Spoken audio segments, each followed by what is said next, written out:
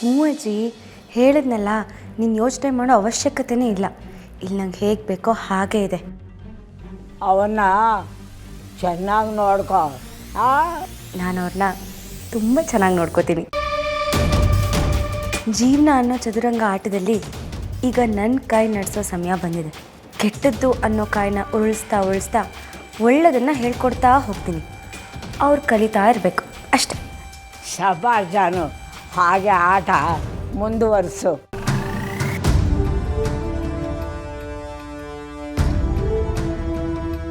ಸರಿ ಸರಿ.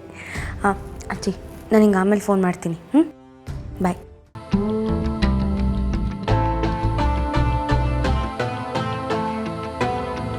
ಅತ್ತೆ, ಏನದು ಆಟ ಆಡಿಸು ಅಂತಿದ್ರಲ್ಲ, ಏನೋ ವಿಚಿತ್ರವಾಗಿ ಮಾತಾಡ್ತಿದ್ರಲ್ಲ, ಏನು?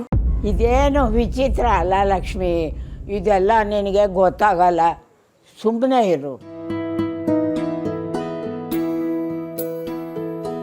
ನನಗೂ ಏನೂ ಗೊತ್ತಾಗಲಿಲ್ಲ ಲಕ್ಷ್ಮಿ.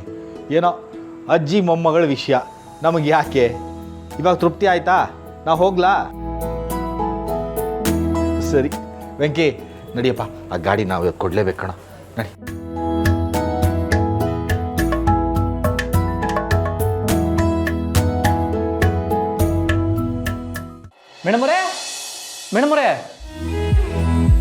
ಮೇಡಮ್ರೇ, ಯಾಕೋ ಸಿಂಚನ ತುಂಬ ನೆನಪಾಯ್ತಾವಳೆ, ನೋಡಬೇಕು ಅನಿಸಿದೆ. ಅವಳನ್ನ ಮನೆಗೆ ಕರ್ಸೋಣವಾ? ಹಾಂ, ಫೋನ್ ಮಾಡಿ ಬರೋಕ್ಕೆ ಹೇಳಿಸಿದ್ದು ಅವರೇ. ಲೌಡ್ ಸ್ಪೀಕರಲ್ಲಿ ಹಾಕಿ.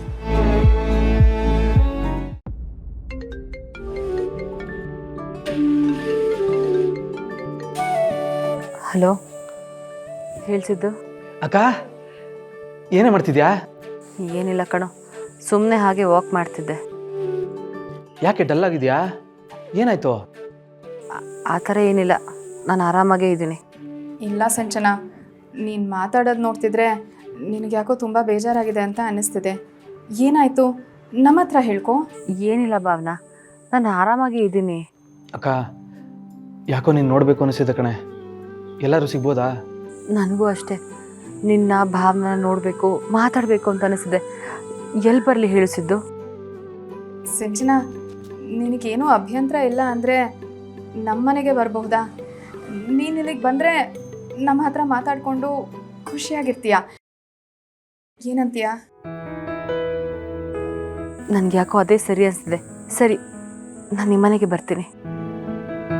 ಸರಿ, ಬೇಗ ಬರೆ.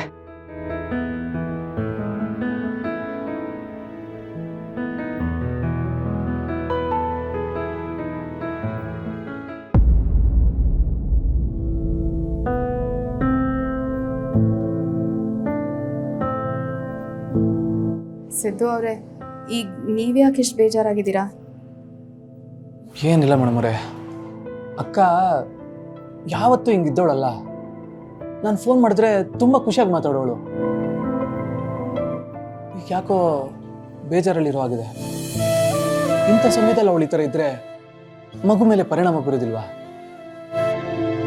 ಅಲ್ಲಿ ಎಲ್ಲರೂ ಅವಳನ್ನ ಚೆನ್ನಾಗಿ ನೋಡ್ಕೊಳ್ತಿರ್ತಾರೆ, ಅಪ್ಪ ಅಮ್ಮನೂ ಅವಳನ್ನ ಖುಷಿಯಾಗಿ ನೋಡ್ಕೊಳ್ತಿರ್ತಾರೆ. ಹಾಗಿದ್ಮೇಲೆ ಇವಳು ಯಾಕೆ ಇಷ್ಟು ಬೇಜಾರಾಗಿರ್ಬೇಕು?